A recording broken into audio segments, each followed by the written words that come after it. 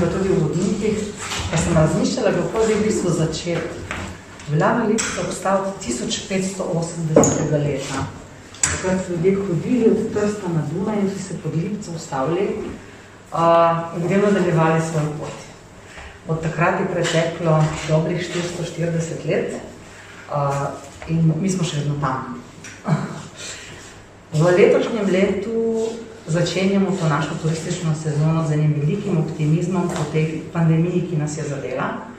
In sicer s tem optimizmom nas navdaja dan odprtih vrat 8. februarja, ko so obiskovalci Lipico napolnili praktično do zadnjega kotička. Več kot 3000 obiskovalcev nas je obiskalo na ta dan. To je bil hkrati tudi dokaz, da si, in to so bili večinoma slovenski gostje, dokaz, da si v bistvu želimo v naravu na lep dan, da se želimo družiti in da je to ena lepa, krasna, zelena oaza, sredi krasa, ki je vredno pogledati. Vsi vemo, kaj se je zgodilo s pandemijo.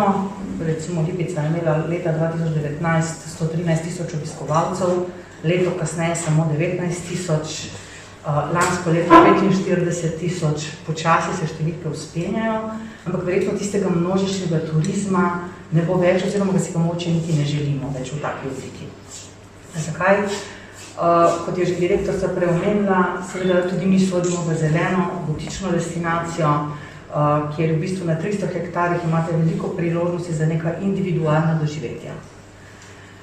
V teh časih pandemije smo seveda poskušali narediti vse, da bi približali v bistvu Lipico gostom oziroma zadostili vsem ukrepom NIJZ in smo razvili v bistvu tudi aplikacijo Journey to Lipica oziroma potovanje po Lipici, spletno aplikacijo, mobilno aplikacijo. Ampak kaj smo ugotovili? To, ja, ljudje so uporabljali, ampak želijo si vodnika, želijo si človeški stik, želijo si nekoga, ki jim bo povedal več, ki jih bo čutil. To je tako zelo neosebno. Lahko deluje v nekih pogojih, ampak v bistvu doživetje neke destinacije, nekega kraja je bistveno boljše, če imaš pri tem nekoga, ki te v bistvu usmerja, ki je strokoven, ki pozna tematiko, ki te zabava, ki je humoren, ki je karizmatičen. No, in tudi v sami Lipici imamo svojo vodniško službo, redno zaposleno. Odvedno imamo precej, že skoraj 40-letno delovno dobo, kar nekaj vodnikov.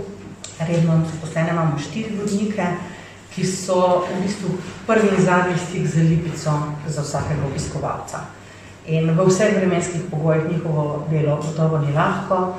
In ko smo se že v uvodu pogovarjali, ta naša sezonska komponenta zelo vpliva tudi na ta poklic.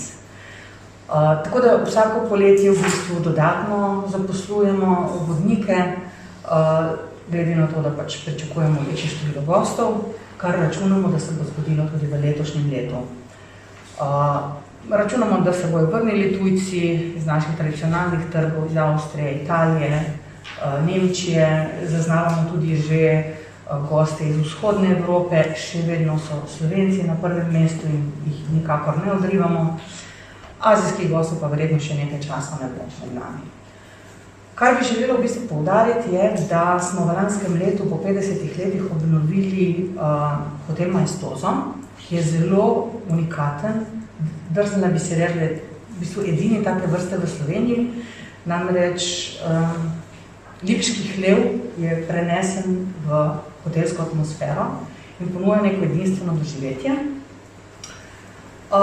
Tako da je to neka dodatna ponudba, priložnost za gosta, ki bi ga pa želeli držati dlje dni, da bi v bistvu ostal 2, 3, 4 dni na naši destinaciji. Ampak čeprav Lipica ponuja veliko doživeti, si ne predstavljamo tega bivanja oziroma tega doživljenja turista brez lokalne ponudbe. Se pravi, za nas je zelo pomembna destinacija Krasa Brkino, kot najožja destinacija z vsemi ponudniki večjimi, kot je v bistvu Park Škocjanske jame oziroma vojaške zgodovine v Pivki, ki sega malo izven destinacije, pa vsa manjša ponudba v okolici, ker je pa prav vloga lokalnih vodnikov tista, ki lahko nam obogati, naši vodniki namreč delujejo znotraj 300 hektarskega posestva, ampak potem, ko si gost želi več, seveda lahko ponudimo lokalne vozite, ki jih popeljejo po destinaciji. Da ne pozabim, da se v bistvu Lipica vrača tudi na gastronomski zemljevid.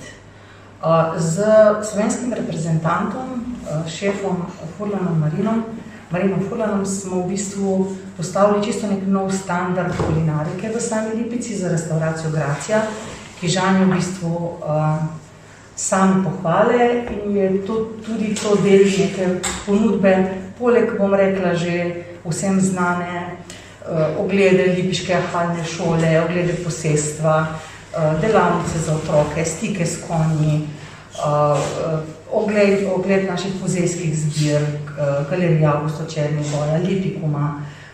Letos bomo odprli muzej kulinarike, tudi na ogled, kjer je predstavljena etnološka zbirka. Ampak ja, kot rečeno, to je v bistvu znotraj posestva. Mi bi pa radi stopili korak ven.